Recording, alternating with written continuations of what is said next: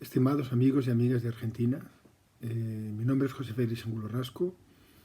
He sido catedrático de didáctica de organización escolar en la Universidad de Cádiz hasta el 2016, que me jubilé y me dieron la oportunidad en Chile de continuar investigando, de continuar pensando y trabajando en el área de la educación, en el Centro de Investigación para Educación Inclusiva. La profesora María Cecilia Bocchio ha tenido a bien y ha sido tan amable de pedirme que les grabe a ustedes un pequeño vídeo con algunas ideas, una bienvenida. Lamento haberlo hecho tan tarde, la verdad es que tenía que haberlo hecho antes y me disculpo frente a la profesora María Cecilia, discúlpeme usted, pero no he podido antes, por lo tanto lo estoy haciendo ahora. Además es mi segundo intento, porque ya lo hice otro intento esta mañana y no salió bien, espero que este salga bien. A veces las nuevas tecnologías te juegan malas pasadas. Para comenzar, quería utilizar una idea de un filósofo que se le ama y se le odia a veces casi a partes iguales, que es Zizek, el famoso pensador eslavo, con el que no siempre estoy de acuerdo, pero que agradezco que a veces me obligue a ver las cosas desde un punto de vista que no lo había visto yo, que no me había percatado de que existía. Tiene esa enorme cualidad y necesitamos ese tipo de filósofos que nos ayuden a entender las cosas. En una de sus famosas frases célebres, porque además de chistes tiene frases célebres y grandes ideas, Zizek decía que aunque la tesis decimoprimera contra Feuerbach de Carlos Marx decía que ya está bien de pensar el mundo y tenemos que actuar para cambiarlo, sí se pensaba, y permítame hacer una reinterpretación de su idea, pensaba que dado la situación actual, lo complejo de la situación actual en la que estamos, quizás sea el momento ahora de pararse y huir de las performatividades, huir de las presiones por actuar, por cambiar las cosas para hacer que todo siga igual, como el famoso gato pardo de Lampedusa, y pensar, es decir, pensar qué está pasando, qué es lo que está ocurriendo en el mundo de la educación y en relación con eso en el mundo social, en las relaciones de los países, en la economía, en la política, qué es lo que está pasando, porque mal vamos a cambiar, mal vamos a intentar cambiar algo de nuestra realidad si realmente no hacemos una reflexión profunda de lo que está ocurriendo. Y digo porque es necesaria esta reflexión profunda porque tenemos que aceptar inevitablemente, como nos ha recordado Wendy Brown, que el neoliberalismo ha entrado en nuestra subjetividad, lo cual significa que también ha entrado en nuestra vida cotidiana, en nuestras formas de sentir, de relacionarnos, de entender nuestro futuro, nuestro lugar ahora mismo en el mundo, nuestras relaciones y, por supuesto, ha entrado en los conceptos, las concepciones, los marcos teóricos que utilizamos en la educación, o para actuar o entender la educación. La cosa es más seria de lo que parece, porque a veces incluso los más progresistas aceptan conceptos de una manera casi reificada, por utilizar un viejo término marxista, es decir, sin ver de dónde vienen los conceptos, sin hacer una genealogía, por utilizar una idea Foucaultiana, sin hacer esa genealogía de los conceptos. Se me ocurre uno que ha sido clave hasta ahora, volveré a hablar sobre él, que es el de las competencias. Hasta los más progresistas en mi país, e imagino que también en Latinoamérica, se han volcado por las competencias, que era la salvaguarda de la educación, que es lo que iba a transformarla, mezclándola a veces con la idea del constructivismo, del viejo constructivismo que se estaba apagando, pero sin darse cuenta de dónde vienen las competencias, qué han sido las competencias y qué daño pueden hacer al campo del currículo, al campo de la educación. Teniendo esto en cuenta, esa filtración casi imparable del neoliberalismo que está en nuestra vida, repito, en nuestra vida cotidiana, yo quisiera traerles aquí dos grandes marcos de reflexión y de problemáticas que proceden de alguna manera. A mí me cierra una idea que procede de un investigador finlandés, y ustedes saben que Finlandia pues siempre se la mira como gran país a imitar. Yo creo que los países no se pueden imitar, cada país está en una coyuntura histórica, social, política, económica muy distinta, a pesar de que nos quieran hacer creer que somos iguales, es decir, que somos homogéneos, mejor dicho, y eso es mentira. Pero es verdad que Finlandia ha hecho cosas muy interesantes, no ha cometido errores que sí hemos cometido nosotros y estamos cometiendo, y que es interesante saber lo que dice. Bueno, pues hay un pensador suyo, que es Patti Salber, que hace unos años publicó un paper, casi una página web que se ha extendido porque son conceptos, a veces los conceptos nos ayudan a encajar las piezas del puzzle, ¿no? Que se llama la idea del germ, Global Educational Reform Movement, que es un germen, ¿no?, por decirlo así, vírico, que está contaminando la educación.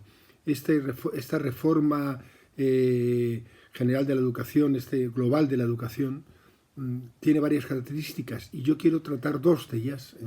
Ustedes lo encontrarán muy fácilmente si van a internet y ponen GERB, Global Educational Reform Movement, Movimiento de Reforma Educativa Global.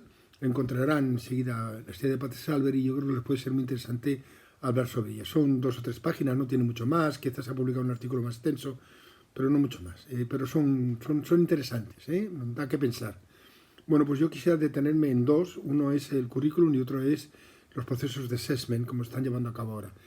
Creo que desde hace ya bastante tiempo, pero que se ha acentuado en los últimos 15 o 20 años, estamos perdiendo la idea más interesante, académicamente interesante y relevante y epistemológicamente relevante sobre el currículum. El currículum fue desde su origen el representante de la cultura que creíamos que era valiosa y que debía ser adquirida por las futuras generaciones.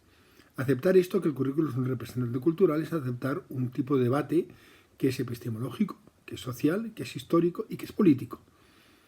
Claro, es un tipo de debate que no todas las naciones ni todos los gobiernos están dispuestos a afrontar, a arrostrar, ¿no? El primer intento de que eso no fuera así fue hace ya casi 40 o 50 años más, o quizás más, fue el movimiento de la pedagogía por objetivos, que criticó ese amigo, compañero y venerado maestro que es Jimeno Sacristán en un libro que para mí fue un turning point en mi vida académica, en la pedagogía por objetivos. Recuerdan ustedes los objetivos operativos de conducta, las taxonomías de Bloom, etcétera, etcétera. Es decir, todo lo que significaba un debate en nación incluso, no solamente escuela, sino cuál es el conocimiento valioso y por qué es valioso, por qué tienen que aprenderlo. Todo eso se tergiversó por poner las famosas tablas con objetivos. Eso hemos llegado hoy, luego ha continuado de alguna u otra manera, con algunos intentos de la LOCS en España, muy locos por parte de César Alcohol, de actitudes, contenido, etcétera, pero también sin un debate, porque la definición que utilizó César Alcohol, la reforma de la LOCSE, fue una definición aberrante, y además no novedosa, pero ha continuado, se ha acentuado en 2 capítulos. Uno, como decía antes, el de las competencias. Las competencias es un invento dentro de la educación que procede del mundo laboral, es decir, hay tablas de competencias para saber qué sueldo puedes ganar, es decir, si eres competente en nivel 1, 2, 3 y 4, ¿no? Eso que se lleva en el mundo laboral, yo tengo publicadas algunas papers y Jimeno aquí están también, algunos capítulos y artículos, eso se ha llevado al mundo de la educación, pensando que si ponemos competencias que está más relacionada con la acción, va a ser mejor para esa escuela, lo cual yo creo que es una locura, ¿no? Porque arrostramos del mundo del profesional donde ya se empieza a discutir, o se empezó a discutir en su época la importancia de las competencias, señalando que un trabajador no solamente son competencias, sino también conocimientos para entender el mundo en el que vive ese trabajador. En educación hemos apartado esto último y dejamos decir, como esa performatividad, hacer cosas, ¿no? Pero hacer cosas de un sentido muy equívoco, porque no hay, créanme, no hay ni una definición que yo encuentre única de competencias. Son todos, un totum revolutum, actitudes, acciones, contenidos, son de todo, ¿no? Entonces es un hablar sobre algo que es una entelequia, y además se vuelve a lo mismo, porque utilizan competencias, pero vuelven otra vez a los objetivos o a los indicadores, ¿no? Otro elemento de esto ha sido actualmente, está siendo lo que se llama los skills. La OCDE está propugnando skills para el futuro, las habilidades, ¿no? Además, eso viene con un agravante porque un economista, creo que está en Stanford, creo recordar que está en Stanford, si no está en Harvard, una de las dos, se llama Hanusek, que a mí me parece no muy buen economista en términos genéricos, no tiene nada que ver con Piketty, por ejemplo, ¿no? O Palma, que es un economista chileno afincado en Inglaterra, ¿no? Y se dedica a la economía de la educación, que es mover datos. Relaciona datos, como tiene esa habilidad, nunca mejor dicho, para manejar grandes bases de datos, mueve datos y saca artículos moviendo datos, ¿no? Jugando como si fuera un trilero, ¿no? Y él y Weissman han hecho unos estudios en el que se supone que hay una alta correlación entre aquellos países que tienen lo que llaman capital knowledge, más capital knowledge, medido a través de las pruebas PISA, cuidado con eso, y hay una alta correlación que tienen buenas puntuaciones en PISA, en Capital Knowledge, llaman ellos, y en crecimiento económico, ¿no? Es tan fuerte, se supone, ellos lo plantean, esa correlación, esa interacción, esa correlación que es casi están tentados a decir que es una causalidad, una ley natural, ¿no? Claro, sería de las primeras leyes naturales sociales, ¿no? Tanto es así que en la revista Science han publicado un pequeño artículo un poco defendiendo esta idea, y ustedes saben que en Science no publica nada que no sea de ciencia dura, ¿no? Entonces, bueno, el problema es que hay dos investigadores afincados en Japón, Komatsu Rappel, que han tirado un misil a su índice de flotación, diciendo que estadísticamente deja mucho que desear los estudios de estos dos personajes, ¿no? Sin embargo, eso se ha extendido. Es decir, y ahora parece ser que hay que enseñar según las habilidades que pretende PISA, y que son medidas que también hay un salto. Es decir, una cosa es lo que mide PISA y otra cosa es realmente esas habilidades que propone. No se crean que están tan relacionadas, pero lo plantean como es lo mismo, ¿no? Esa Capital Knowledge reducido a las habilidades de PISA, ¿no? Están diciendo que no es así, y que la correlación no es tan notable. Hasta ahora no he encontrado ningún artículo de Hanuksek y de Weissman, el profesor de la Universidad de Múnich, que publican conjuntamente, que contraataque los estudios muy serios, dos por lo menos, de Komatsu Rappel, que es una revista de alto impacto internacional, ¿no? Son muy convincentes los análisis que hacen Komatsu Rappel, muy, muy convincentes, ¿no? Bueno, pues ahora estamos en esa, es decir, si no enseñamos habilidades que no tienen nada que ver con la cultura, que es una parte pequeña de la cultura, no va a haber crecimiento económico. Es decir, tenemos que tener obreros que tengan unas habilidades muy concretas, y que eso significa que sean obedientes, que no piensen, que no reflexionen, que no tengan marcos conceptuales para analizar su propia realidad. Si a eso ustedes les añaden la presión que hay con indicadores, con estándares, etcétera, etcétera, encontrarán que el currículum como elemento cultural ha desaparecido. Es un elemento de mercado casi, una especie de necesidad para que el mercado siga creciendo y siga extendiéndose, ¿no? A mí me parece lamentable esa reducción del currículum a habilidades, que luego es otra reducción a competencias, una reducción también a estándares, es una reducción a indicadores, y que no exista en ningún nivel que sea del sistema educativo un mínimo debate diciendo, bueno, ¿cuál es el conocimiento que debemos enseñar? Hay un tema, y abro un pequeño paréntesis, y es que a veces creemos que porque una ley diga que es verdad que hay que seleccionar el conocimiento cultural importante, eso va a ocurrir. Tienen ustedes que pensar que una cosa es la ley y otra cosa es el desarrollo de la ley. Si la aprobación de la ley está a cargo de instancias públicas y sociales, como son los parlamentos donde se debate sobre esta ley, más o menos, ustedes me entienden, está claro que cuando baja el nivel de las estructuras burocráticas administrativas, esa especie digamos, justificación o legitimación pública desaparece, porque son los grados intermedios de la administración los que deciden cómo interpretarlo, y no están sujetos a la crítica o al arbitrio ni siquiera de ninguna instancia pública, y menos académica. Se mueven, se justifican a sí mismos, ¿no? Eso crea una situación que Agamben la tiene muy, muy estudiada, una especie de estado de sitio permanente, de golpe de estado permanente, porque se toman decisiones, es un debate público, ¿no? Y eso, claro, hay unas derivaciones terribles. Es decir, así están los currículos como están. Ustedes tienen que pensar que los currículos en el fondo no derivan de la ley, sino de entes administrativos que se nutren a sí mismos. Entonces están encantados de conocerse.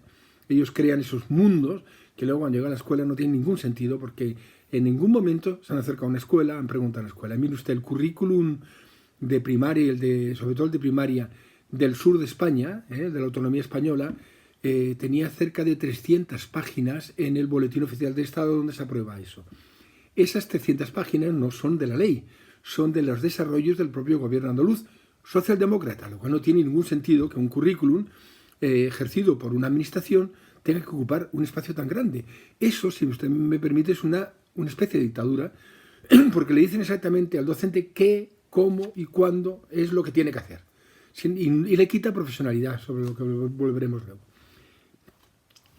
Aparte de ese tema, hay otro tema que a mí también me preocupa mucho, es que hay un incremento terrible de los procesos de assessment y de evaluación de los sistemas educativos, ¿no? Al menos a dos niveles. Por un lado están las grandes pruebas internacionales, lo que se llaman International Large Scale Assessment, las las islas se llaman así, que son, por ejemplo, que ya empezaron con la IA, International Educational Assessment, en los años 50, con los autores que en aquel momento pensaron que teníamos que, Hussein era uno de ellos, teníamos que, claro, tener un diagnóstico de los sistemas para ver cómo van, lo probaron y funcionó. Pero que ha sido ahora, casi están sustituidas, a pesar de que siguen algunas de esas pruebas de la IA por PISA y en Latinoamérica por el Laboratorio Latinoamericano de Evaluación de Calidad y de la Educación. Ustedes tienen que pensar que cada vez los sistemas educativos internacionalmente son sometidos a estudios comparativos. Los estudios comparativos tienen un problema, que estamos comparando a veces cosas que son muy distintas, aunque nos hacen creer que son la misma, ¿no? Yo sé que hay intentos psicométricos para anular el peso social y el peso cultural, pero al final, en la última instancia, la cultura y las diferencias sociales e históricas de los países nos pillan. Por mucho que queramos huir psicométricamente, siempre nos pillan, ¿no? Bueno, ustedes saben que está el TISM de matemática, el PIRLS de lectura, el IX de educación ciudadana, pero luego PISA se ha convertido en una especie de kraken, ¿no? Como ese pulpo enorme que ataca a los barcos. El PISA ya no solamente PISA, es PISA, claro, con las 3 tipos de pruebas, lectura, matemática, ciencia. También ha desarrollado algo de conocimiento informático, de cultura digital. Está el PIEC para adultos, está el AGELO para la universidad, está el Baby PISA para preescolar y prekinder, está el PISA for Development para los países en desarrollo, y está el PISA for School, que se hace a demanda de las escuelas siempre que paguen una cantidad más o menos de $6.000 o 6.000 euros aproximadamente. Y el PISA es ahora mismo un gran conglomerado. Tienen ustedes que recordar que la OCDE no es una entidad educativa, es una entidad económica, pero que ha conseguido un gran predominio dentro de los países, ha conseguido desarrollar una especie de métricas generales para comparar a los países.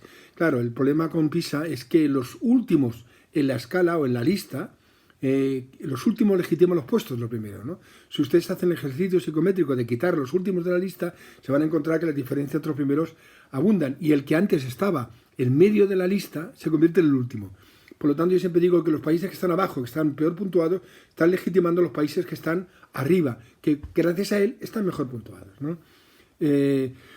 Bueno, esos son los internacionales, que presión son métricas globales de comparación, que además están distorsionando la percepción de los sistemas educativos, pero claro, y además están determinando indirectamente las políticas de los países y determinando también incluso los marcos curriculares de los propios países, porque es la prueba lo que te dice, pero lo que internamente tiene más impacto son lo que son las pruebas nacionales. Latinoamérica, un estudio de unos comparativistas de Stanford, Ben Abbott y otros, es de los países que más ha crecido en las pruebas internas dentro de los países. Yo estoy ahora mismo trabajando en Chile y Chile tiene el CINCE, ¿no? El CINCE, que fue inaugurado por la dictadura, han permanecido en todos los gobiernos de no dictadura, de derechas y de, entre comillas, de izquierda, incluido el de Bachelet, el último, ha permanecido vigente. Ahora mismo es una estructura que se reproduce a sí misma, ¿no? Y además se legitima psicométricamente a sí misma, pero no mejora para nada el sistema. Lo único que sirve es para decir que hay colegios buenos y colegios malos. Y claro, hay colegios buenos que son de la élite, de la clase media alta, y hay colegios malos que siempre son los colegios municipales, los, entre comillas, públicos. Es un poco como el estudio de una mirada investigadora de aquí de Chile, Catalina Santa Cruz, que publicó con otro compañero un pequeño libro muy interesante que se llama Dime qué colegio estudias y te diré qué CI tienes, qué cociente intelectual, qué IQ tienes, ¿no? Bueno, un poco pasa eso, es decir, cuando uno pone en lista todos los resultados del CINCE, que es censal a todos los centros, y si no lo hacen, no hay bono para los profesores y tampoco hay subvención para los centros, como pasa también en Estados Unidos, en las escuelas públicas. Bueno, pues cuando los pones así, sabes cuáles son los que están arriba y cuáles son los que están abajo, lógicamente, porque depende mucho de las poblaciones, de las familias, etcétera, etcétera, de las clases sociales en las que vives, del poder adquisitivo, etcétera, etcétera. En México también tenemos lo mismo, no sé, discúlpenme la ignorancia, si lo tienen en Argentina, pero en Chile, además el Chile es que no ha cambiado, el CINCE no ha mejorado para nada el sistema educativo, todo lo contrario, está haciendo que se cierre el sistema, que obliguen a las escuelas a cerrar, sobre todo las escuelas públicas, y además muchas veces hay bonos que dependen también, incentivos que dependen de la puntuación para los docentes, lo cual es muy difícil romper esa dinámica típicamente neoliberal, ¿no? De todos contra todos, y si más o menos destacas recibes un incremento que mejora un sueldo que ya es miserable en el profesorado de aquí, ¿no? Bueno, esos son para mí los grandes... bueno, todo eso, desde fuera y desde dentro, están convulsionando los sistemas educativos. Están creando percepciones sobre el sistema educativo totalmente erróneas, totalmente equivocadas, y que es muy difícil luchar con eso porque hay mucha gente, entre comillas, progresista que de alguna manera lo defiende. Fíjense ustedes que uno de los últimos capítulos decir que las pruebas nacionales son buenas para la equidad, porque claro, lo están demandando lo mismo a todo el mundo, pero esto es como el chiste aquel que se pone a subir al árbol a un pez en una pecera, a un elefante y a un chimpancé y a una jirafa. Bueno, pues no puedes pedirle la misma tarea a animales diferentes, ¿no? Entonces, la equidad es falso, es decir, el hecho de que obligues a que todo el mundo tenga que aprender lo mismo no significa que seas equino con los centros. La equidad, hay una equidad de Estado, como dice Unterhalter, una investigadora inglesa, que esa equidad es mantener las escuelas con dignidad para todos, con patios adecuados, con material, y luego hay una equidad que se mantiene dentro del centro, que es un parte del trabajo profesional de los docentes, y no tiene nada que ver con que pongamos estándares para todos, lo cual es un gravísimo error. Yo creo que debemos tener marcos curriculares muy genéricos y que sea el docente, el profesional, quien decida el curso de la enseñanza, el proceso de enseñanza y lo que enseñar, ¿no? Ayudado con materiales, con proyectos, etcétera, etcétera. Bueno, esas son algunas de las ideas que se me ocurren, algunos de los problemas que yo estoy viendo. Obviamente hay muchos más, ustedes conocerán mejor su país. Lo único que les animo es a leer. Lean, piensen, reflexionen y luego actúen, pero lean, piensen y reflexionen. Lo mejor que ustedes pueden dar a su país es su sabiduría, su capacidad de análisis crítico de la realidad. Luego vendrá la acción, no se preocupen.